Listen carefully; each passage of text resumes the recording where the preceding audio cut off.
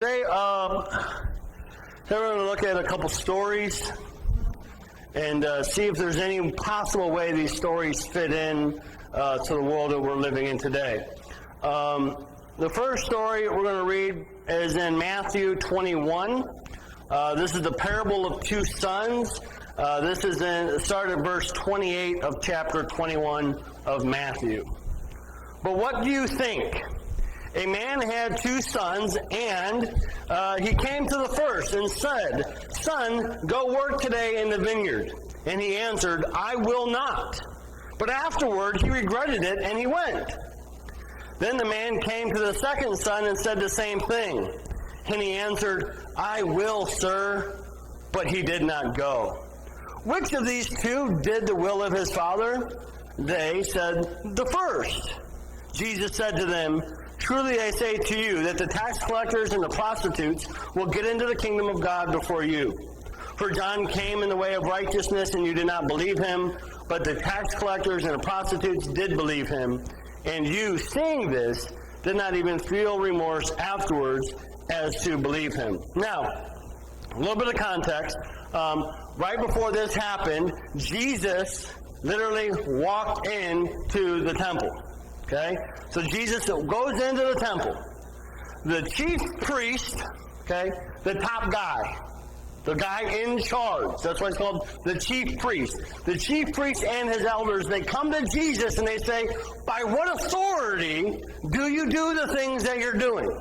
So, in a sense, they're basically wanting to check his credentials. Can we see your credentials, right? They wanted to make sure he has a license. Like I had a really weird experience. One time there was this guy, and he actually had just gotten out of prison. He was at GCI. And I asked him to come preach a Sunday here because he wanted to become a preacher. And he said he couldn't because he didn't have a license. And I said, "Well, can't you get your mom or dad to drive you? They come here a lot." And he goes, No, I don't have a preaching license." And I was just like dumbfounded. I didn't know you needed a license to do this. Because apparently I've been breaking the law for a long time if you do, because I don't think I have a license. I mean, I have an ordination. I don't know if that supersedes a license. Okay. So, but basically that's what they're doing. They're saying, "Can we see your license? Can we see your papers?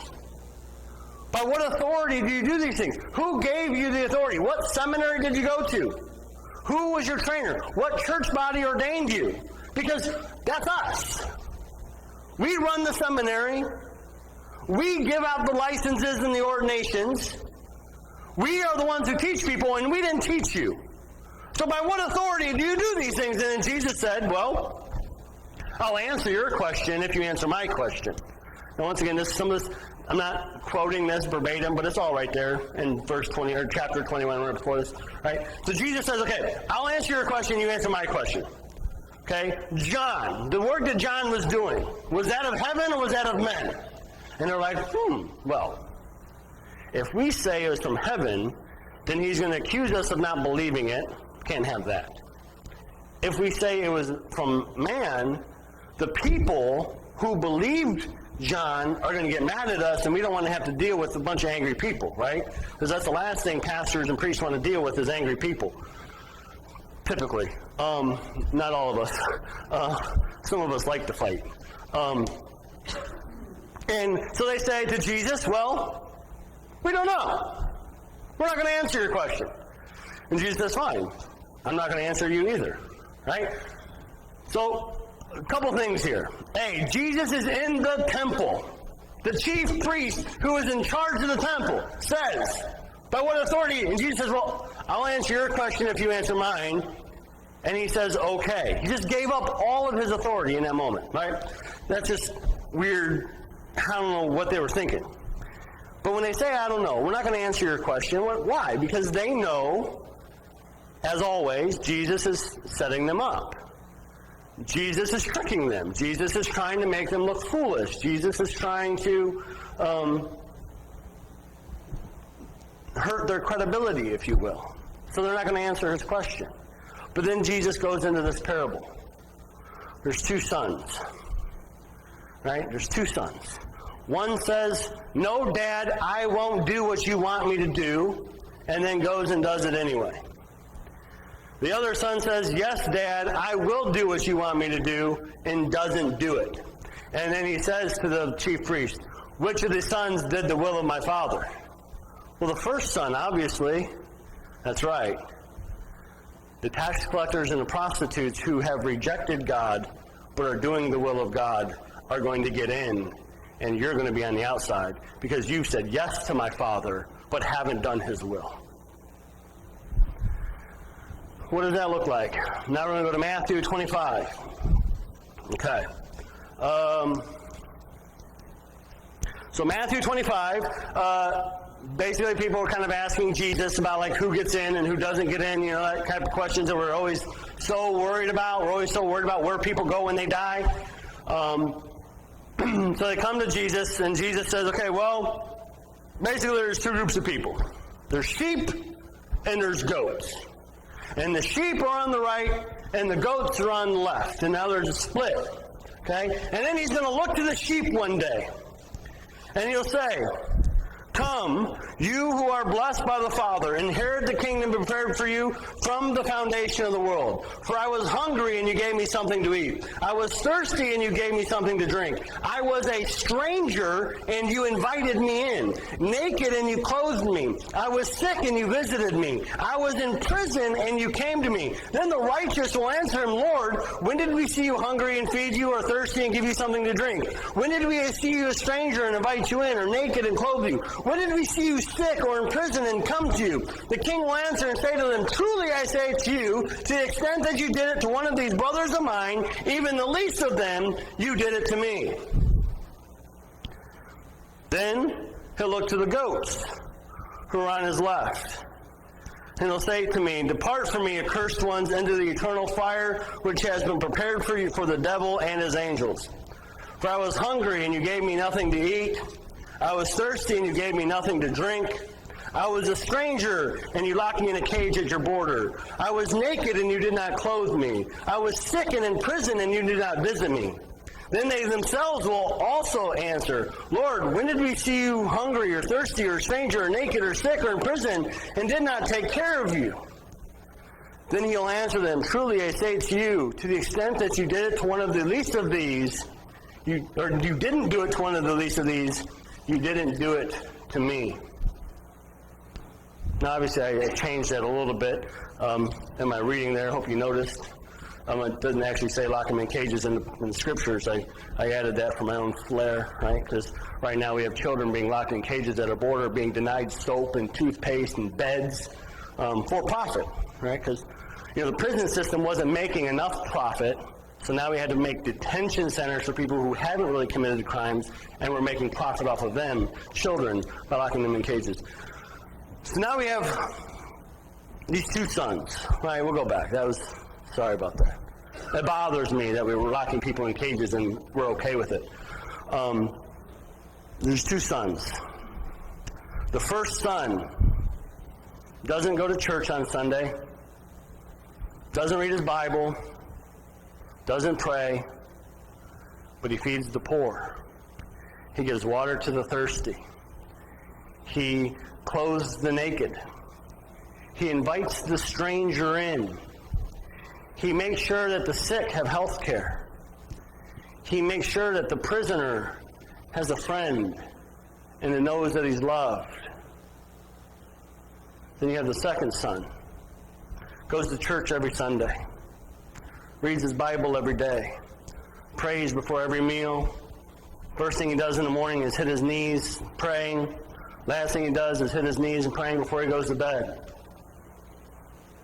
Doesn't feed the poor, doesn't clothe the naked, doesn't provide water for the thirsty, doesn't make sure that people have health care who are sick and need it, has no problem with kids being locked in cages on the border for profit. There's two sons. Which son are we? What do we stand up for? What are we fighting for? What son do we want to be?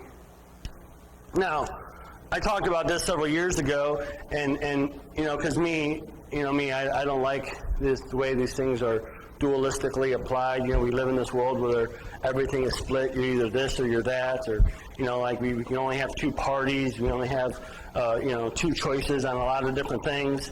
But there's a third option. We can go to church. We can read our Bibles. We can pray every day. And we can feed the poor. And we can clothe the naked, and we can take care of the sick, and we can take care of the prisoners, and we can invite the strangers in. We don't have to be one of the two sons, right? But we look at our world right now, and specifically in our country, we have two parties, right? That's what we have. That's not a perfect system. It's a lie saying that you have to have two. There are like 200 and some odd sovereign countries in the world, and most of them have more than two parties. But yet we have two. One of them claims to be Christian. The other one doesn't. 29 people lost their lives yesterday in 2 shootings. Because we have more allegiance to the Second Amendment than we do life. That's a problem. 9 people in Dayton, Ohio this morning, 9 people lost their life in under a minute. The shooter in Dayton was shooting for less than a minute. And 9 people died in less than a minute. But our thoughts and prayers are with the families. We're not actually going to do anything to stop this from happening again. Right? Because are we pro-life? But pro-gun? Oxymoron. Guns are designed to kill. That's what the sole purpose of a gun is, to kill. So how can you be pro-life and pro-gun? Death penalty. Death penalty is designed to kill. How can you be pro-life and pro-death penalty? Right? And this isn't just one side, right? Because I always like to point out both sides. I mean, once again, I'm on a specific side, so that's the side I like to critique. Because I love Democrats who say they're pro-choice, but you're not going to have a choice on your health care. You have to do Medicare for all, right? You don't get to choose insurance plans from your employer. But we're pro-choice, but you have to have our plan. So it's not one-sided. But I look at these scriptures, and I listen to the message of Jesus, because, I remember being a kid, 10 years old, sitting in my room, hearing my mom and dad fighting, scared to death. I was always told, just read the Bible. I didn't know what I was reading at 10 years old, so I just read red letters. Because they stood out. That's what Jesus said. I figured that's what's important. And so I spent a lot of time just reading the red letters. And then when I got older and I started, training for ministry, we were told, we got to study the Old Testament. We got to study, the Pauline epistles. We got to look at, and we don't actually spend a whole lot of time looking at the red letters anymore. What did Jesus say? What did Jesus do? And so many people, and I'm sure there's some of you today that are sitting there saying, why is my pastor talking about politics? I don't come to church for a politics lesson, right? And that's not what we're doing here. What did Jesus do? Every time Jesus opened his mouth, he was critiquing a political system from a spiritual perspective. There was a system in place with the Pharisees, the chief priests, the elders, and the scribes. And there was a political system masking itself as a religious one. And every single time Jesus opened his mouth, he critiqued the system from a spiritual perspective. Because the system was broken. The political system is broken. And our job as Christian people is to look at a system and critique it from a spiritual perspective. Lives are being lost. And I'm not just talking about gun violence. How many people are incarcerated at GCI? Right now. 2,000 lives incarcerated. Why? Well, they broke the law. Why? Nobody taught them right from wrong. Why? Because nobody loved them. Nobody took time to teach them who they really are. And so they lost a lot of things in life. Russell just told us about 19 years old. He had nothing. He didn't know what life was. Is that his fault? How many people are GRC? How many people are incarcerated in our country, right? Like 3 million people are incarcerated in our country right now? Right? So we begin to look at a system that is in desperate need of what? Red letters. The letters of the words of Jesus. What did Jesus say about these things? And those of us who claim to be followers of Jesus, those of us who want to come after him, those of us that need to deny what's in our own interests, those of us who need to deny what's good for us, we need to be picking up our crosses and following him, right? That's why it's on the wall. Where is Jesus? Jesus is in prison. Where is Jesus? Jesus is addicted to heroin. Where is Jesus? Jesus is in bed with a prostitute. Jesus is starving on the street corner. Jesus doesn't have clean drinking water in Flint, Michigan, and in other places around the United States of America. Don't have access to clean drinking water in the United States of America.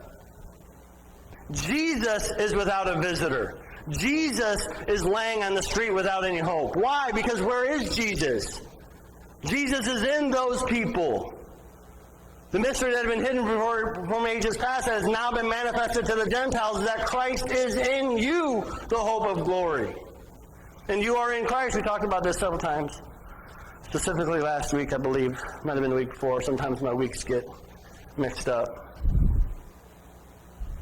We're living in a system. And the system is broken. And the answers to the system are on the right. No matter how much we want to believe they are, the answers aren't on the left, no matter how much some people want them to be. The answers are in the red letters. The answers are in Jesus. And sometimes we need Jesus to critique our politics on the right. Sometimes we need Jesus to critique our politics on the left. Because that's what he did. He critiqued human systems to try to make them more like him. Once again, our job is not to be the sun because, once again, I'm not labeling here because I know there's people who vote Democrat that love Jesus and go to church on Sunday, and there's people on the right that don't go to church and hate Jesus and are atheists, right? Just because you're Republican doesn't mean you believe in God. Just because you're Democrat doesn't mean you don't. I get that. But you have one party in our country that stereotypically rejects God. But when you listen to their agenda, you listen to their debates, they want to make sure that the poor are being fed. They want to make sure that Social Security and welfare and those things are in place. They're trying to make sure people have clean drinking water. They're trying to make sure everybody has health care. They're trying to make sure that kids aren't locked in cages. Then you have the other side, who's supposedly supposed to be the Christian right, trying to restrict health care, locking people in cages. So once again, the answer is not on one side denying and doing, and it's not on the other side accepting and not doing. The answer is in Jesus. And Jesus says, I was hungry, and you fed me. I was thirsty, you gave me something to drink. I was addicted to heroin, and you cared for me. I didn't have health care, and you made sure my expenses were paid for. Because we get so angry about government programs, Social Security and welfare and universal health care. We don't want those things. But the reason why those things exist is because the church isn't doing its job. Our job as the church, our job as followers of Jesus, is to make sure that every single person who is hungry has something to eat. Every single person who is thirsty has something to drink. Every single person who doesn't have clothing is clothed. Every single stranger gets invited in. Every single prisoner has somebody to visit them. Every single person who has a problem is being taken care of. That's our job as followers of Jesus. The problem is that for a couple thousand years, we stopped doing that. The government's job is to be a safety net for people, to help put programs in place to make sure that its citizens are cared for. And so all of a sudden when people are retiring, right, and they're living in poverty because they have nothing, what do? We establish Social Security. This is a way for us to take care of each other, right? We establish welfare. We establish Medicaid and Medicare. Right? These are programs that the government had to put in place because there was lacks in our community because the church wasn't following Jesus. So we can deny and say these programs shouldn't exist and vote against these programs, but if we're not willing to do the work, we can't get mad at the government for. If we're not willing to feed the poor, we can't get mad at the government does. If we're not willing to cover the health expenses of somebody who doesn't have health insurance and is sick, you know how many people died in our country this year from diabetes simply because they couldn't afford insulin? One is too many, and it's more than one. You know how many people died in our country, in the richest, most powerful country in the world? You know how many people died in our country from benign illnesses that are easily cured because they couldn't afford a pill? Because the price of that pill skyrocketed over 1,000% because the pharmaceutical company takes all of our donations in the name of science and uses them as profit to pay their CEOs and their board members millions and millions of dollars, and then jacks up the price of the drugs that we paid for them to research and develop. This is the United States of America, and we have people dying of things that they should never have to die because they simply can't afford it. And so if we're not willing to cover those health care costs, we can't get mad when the government does. There's two sons in this parable. There's the goat and the sheep. And when you read the goat and the sheep, when Jesus gets done and he says, you fed me, you clothed me, you visited me, and they say, whoa. We didn't do any of those things. Like, they're surprised to be getting in. They're not expecting it. And then you have the goat, who Jesus says, you didn't do these things, you're not getting in, and they're shocked. They're like, whoa. Like, we were expecting to get in. That was supposed to be us. So both sides are surprised. One side wasn't doing it in the name of God. They weren't doing it out of obedience to some religious doctrine. They were doing it because it needed to get done. The other side, who said all the right things, they got their free ticket, they sat in church waiting to die or Jesus to return and take them away. We thought we did it all right. We've gone to church our whole life, and the pastor said, if I say the magic words, if I show up every Sunday, if I give 10% of my money, if I serve on committees, if I do these things, when I die, I'm going to go to heaven. Or when the rapture comes, I'm going to be raptured away. What happened? Why don't I get in? Jesus says, because you didn't feed me, you didn't clothe me, you didn't provide me something to drink, you didn't come visit me when I was in prison, you didn't make sure I had health care, you didn't invite me in when I was a stranger, you didn't care for me, you didn't love me, you didn't do the will of my Father. Now, you may have prophesied in my name and cast out demons in my name, and you may have performed miracles in my name, but I declare to you, I never knew you. Now depart from me, you who practice lawlessness, Matthew 7:23. We can do all these things in Jesus' name. But if we're not doing what he actually asked us to do, what are we doing? What are we doing? Besides sitting in a chair, listening to a guy talk for 30 minutes a week, waiting to die. Or the rapture and we shoot up into the sky. We're hoping one of those things happens. That when I die, I go to heaven, or when the rapture comes, I get taken up. I'm good, though, because I said the magic words. And I sat in the church every Sunday, and I read my Bible, and I said my prayers. But you didn't feed the poor. You didn't clothe the naked. You didn't provide water for the thirsty. You didn't invite the stranger in. You didn't visit the prisoners. You didn't take care of the sick. You didn't do it for Jesus. I cannot be, I did not just open the Bible one day and point to pick these scriptures out that we have on the wall. These scriptures on the wall are intentional. They mean something. To the extent that you did it to the least of these, even the brothers of mine, you did it to me. What are we doing here? Who are we as Christian people? Are we denying what's in our own interests? Are we denying what's best for me? Am I putting my interests aside? Am I taking up my cross? Am I not following Jesus? Right? That's what Jesus said in Matthew 16.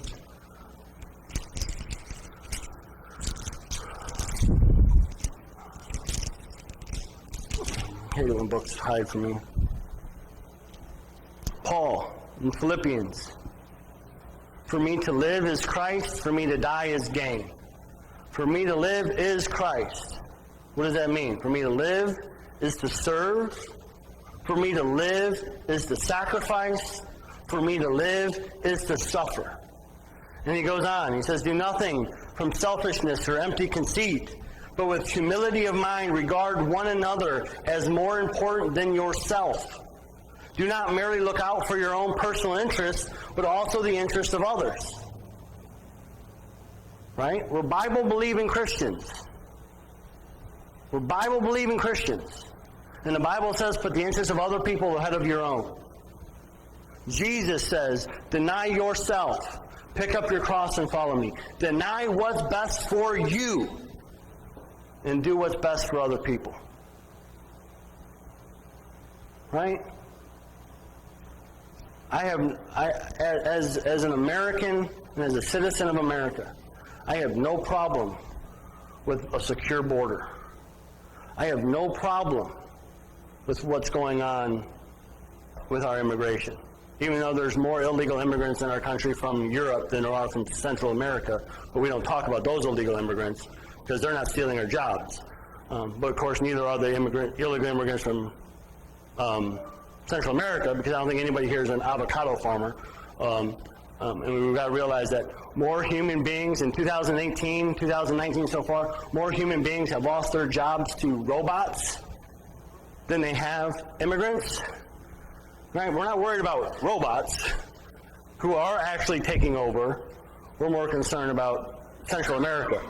So once again, as an American and as a good old-fashioned lifelong Republican, I have no problem with that. But as a Christian, what am I told? Am I to put the interest of America ahead, or am I to put the interest of the others ahead? And what's more important in my life? Being American or being Christian? Where's my allegiance ultimately lie? Once again, do I purposely come up here and say things to antagonize people and make people mad? No. But I can't help but share what God's put on my heart. And when I look at a system, a man-made system, and it's broken, and we all know it's broken. Every single person in our country right now knows our political system is broken. But we say it's broken because the people on the other side broke it. Democrats say Republicans broke it. Republicans say Democrats broke it. I say human beings broke it. And I say only Jesus can fix it. And so as long as we're waiting for our elected officials or the president or whoever to fix our problems for us, we're going to keep having problems. Don't give me the choice between a vomit smoothie and a poop sandwich and tell me one of them tastes better. Neither one of them tastes good. I'm not picking either one of them. I'm picking Jesus. Because he's the only one who can solve our problems. He's the only one that can repair our systems. He's the only one that has the answers. So where does our faith lie? Where is our hope found? Where are the answers to the world's problems? The system is designed to be broken. The system is designed to get Republicans to hate Democrats and Democrats to hate Republicans. And so that way, while the Republicans and Democrats keep fighting, the system keeps doing whatever it wants to do, and it never changes. Do we have any idea that we are not actually as fractured as social media and the media makes us think we are? We're not. We don't want the same things. Right? But the media says that these people are evil and these people are evil. Jesus says, those people are my children and those people are my children. And your job is to love them, just as you love yourself. We have these stories, parable of two sons in Matthew 21. We have the judgment story in Matthew 25. Because guess what? In the 2,000 years since Jesus was here, nothing's changed. Nothing's changed. The system was just as broken then as it is today. What are we going to do about it? You keep asking the question, what are we doing here?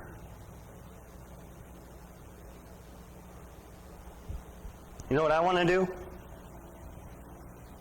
I want to do what Jesus is doing. I want to be where Jesus is. I want to feed the poor. I want to clothe the naked. I want to get water to the thirsty. I want to invite in the stranger. I want to take care of the sick and the prisoners. But guess what? I can't do it all. Grace Community Church, we can't do it all. We can't. We can't feed all the poor people. We can't clothe all the naked people. But you know what we do have? We have the opportunity to invite a stranger in. We have the opportunity to go into prison and visit with people. We have opportunities through pathways for both men and women to go into prison and touch people's lives. Ann has a whole list of guys that don't have anybody to visit them. I can't be on everybody's list. I can't be the minister of record of every single person at the prison. Are we going in? Are we visiting them? Are we caring for them? Are we inviting them in when they get out? Maybe the church down the road has been called to feed the hungry. Maybe a church down the road on this side has been called to provide water for the thirsty. Maybe there's a Lutheran church down the street that's inviting the stranger in. And the reason I say that is because there's one of the Lutheran denominations that are safe havens for illegal and undocumented people. They're allowed to come there, and as long as they're there, they can't be arrested. Right? That's the Lutheran denomination, because there's like 80 Lutheran denominations. And maybe our church has been called to visit the prisoner and to care for them. And are we doing that to the best of our ability? I say we do a pretty good job at it. But what are we doing here? Are we actually going where Jesus wants us to go? Are we actually doing what Jesus wants us to do? Or are we just sitting here waiting for him to come back and take us away one day? Are we being red letter Christians? Are we actually listening to the things that he said and the things that he told us? Or are we ignoring those parts of the Bible because they don't fit in with our ideology? And, as always, this message has more to do with me than it does any of you. You know how much I love politics? I love it. I watched 6 hours of Democrats debate this last week. A couple weeks ago, I watched 6 hours of Democrats debate. A couple weeks ago, I watched 3 hours of Robert Mueller testify before Congress. I watched every minute of the Kavanaugh hearings. I watch every minute of election results. So on election day, you know what I do? I sit there and I watch. I flip between CNN because I want to hear what they're saying, and I flip over to Fox News because I want to see what they're saying. I go over to MSNBC. I want to see what they're saying. I love it. I love it. So once again, this isn't a critique on any of you. This is what I need to hear. This message is to me. Because sometimes I find myself aligning myself with a political party or an ideology, which is straying away from Jesus. So I'm not here to condone or condemn anybody. I'm here because I got work to do. There are more people that I need to be visiting. I'm not always that welcoming to strangers. I don't always feed the poor. Just the other day, I was at the the intersection going into the Avon Commons, like Marks and that's on one side and Commons. So I'm at that stoplight and I'm going, I don't know my directions. I think I'm going west, coming home from my sister's house on Detroit Road there, and the car next to me, their gas thing was open and the gas cap was off. And their window was down, and my window was down. All I had to do was say, hey, I don't know if, just want to let you know your gas cap's off. I didn't. How simple would that have been to do? To go to a stranger and say, hey, just wanted to help you. I just let them keep driving that way. I see homeless people on the street asking for money, asking for food, and I just drive right by.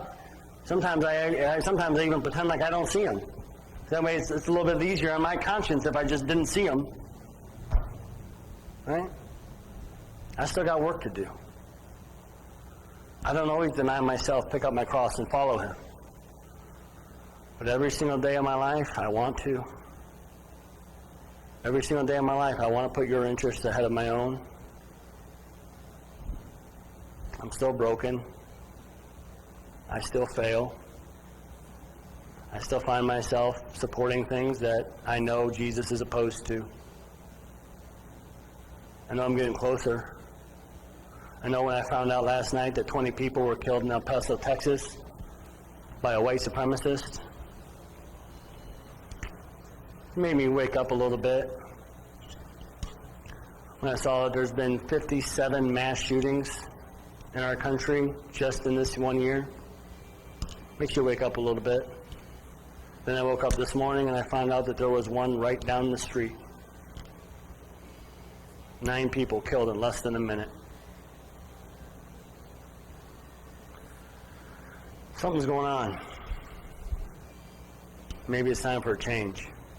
Maybe it's time for us to shift our priorities, put our priorities back on people and not on pieces of paper. And maybe if we're going to claim to be pro-life, we actually start standing up for life, not just birth. I didn't want to preach today. Anybody guess that? I didn't. So broken right now. There's so much going on right now. What are we doing about it? Like, it's crazy to me to think that it's just normal to wake up and look at my iPad and see a news alert that a mass shooting, and it's just normal. I remember being a freshman when Columbine happened. That was the very start of this mass shooting epidemic. I was a freshman in high school. And now it's just normal. We just expect it. We send our kids to school to do active shooter drills. Because it's not about if it's going to happen at their school, it's when it's going to happen at their school. So it's happening at every school. I mean, before it was always in Colorado and Massachusetts and other places, but there was just one in Chardon. What was Chardon, a couple of years ago? It's right down the road. There's a mass shooting last night in Dayton, right down the road. What are we doing? We're killing people. We're standing idly by, and people are being killed. And I'm expected to have something positive to say. I'm expected to get up and preach the gospel of Jesus Christ. Well, the gospel of Jesus Christ has been being preached for a few hundred years in this country. And it's not getting better.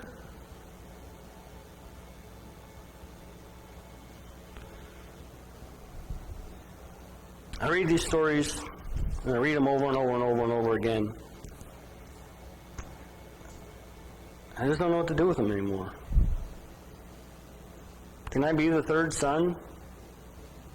Can I be the son that says, yes, God, I will go to church and worship you, and I will study the Bible, and I will pray with you, and I'm going to do what you called me to do.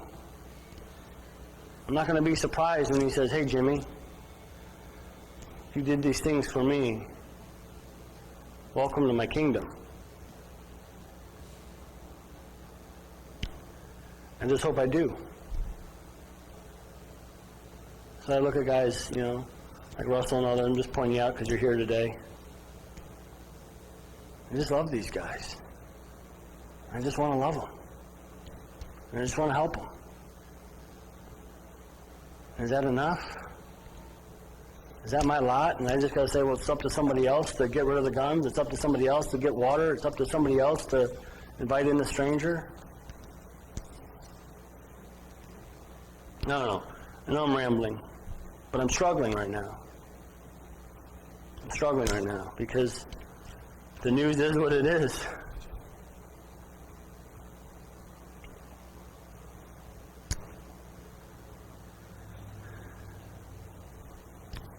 So all I know is that the answers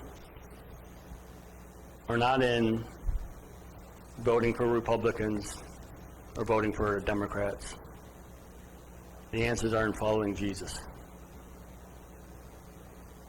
And so I pray that we can begin to deny ourselves and follow Jesus wherever it is he wants us to go.